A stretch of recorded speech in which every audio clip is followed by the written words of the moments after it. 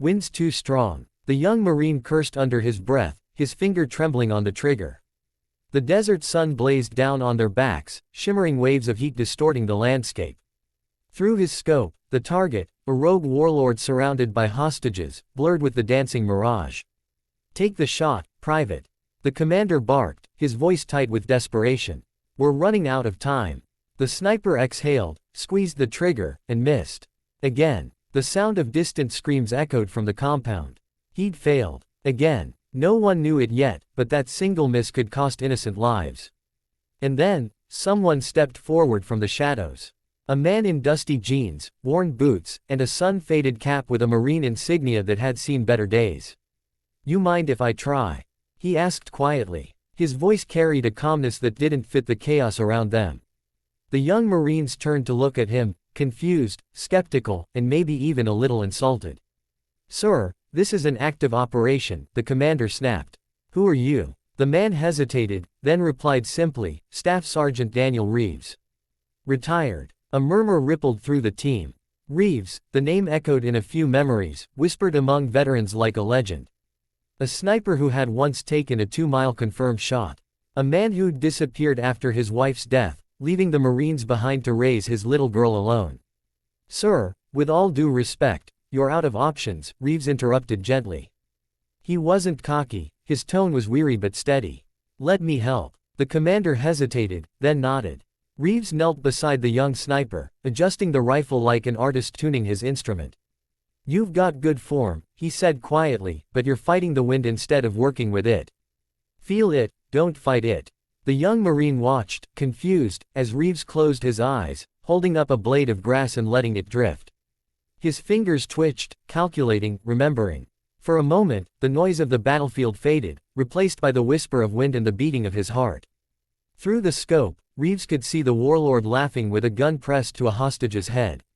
He steadied his breathing. Memories flashed, the weight of his rifle, the echo of his wife's last words, the face of his little daughter waiting back home, telling him, "Daddy, be brave." He whispered it back now, to himself. "Be brave." The trigger broke clean. Silence. Then, the warlord dropped. One shot. One life saved. Then another. The hostages scrambled free, Marines surged forward, and the compound fell. It was over. The commander exhaled, staring at Reeves like he'd just seen a ghost. "Hell of a shot, Sergeant." Reeves handed back the rifle. "It's not about the shot," he said softly. "It's about knowing why you take it." Later that evening, as the sun dipped below the horizon, Reeves sat alone on the back of a Humvee, polishing his old dog tags. The young sniper approached quietly. "Sir, how'd you do it?" Reeves smiled faintly. "When you've lost everything, you stop fearing the wind." The Marine frowned. "You lost everything." "My wife," Reeves said simply. "Cancer. After that, I couldn't aim straight anymore. My hands would shake. Every target I saw, I just saw her. So, I quit. Had to be a dad. That's what she would have wanted."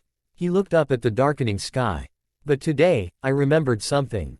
The shot's not about killing, it's about protecting. That's what brought me back." The young Marine swallowed hard. "You saved lives today." Reeves nodded. "So did you. You called for help when it mattered. Don't ever think that's weakness." The hum of helicopters filled the air. Reeves stood, his figure outlined by the last glow of the setting sun. "I've got a daughter to get back to," he said with a small smile. "She's probably waiting with dinner," and attitude. The commander approached, handing him a folded flag patch. "You still belong with us, Sergeant." Reeves looked at it for a long moment, then tucked it into his pocket. "Maybe one day," he said quietly. "But for now, I belong where she needs me." Months later, a viral clip hit the internet, a grainy bodycam recording from that mission. The single impossible shot. The world wanted to know who the mystery sniper was. The Marines never confirmed his name. But somewhere in a small town, Daniel Reeves sat in a high school gymnasium, watching his daughter receive an award for bravery. She'd organized a fundraiser for veterans' families. She spotted him in the crowd and waved proudly. He smiled, clapping softly, tears welling in his eyes. When the ceremony ended, she ran to him. "Dad, did you see? I did it." He hugged her tight. "Yeah," he whispered, voice thick. "You hit your target, kiddo."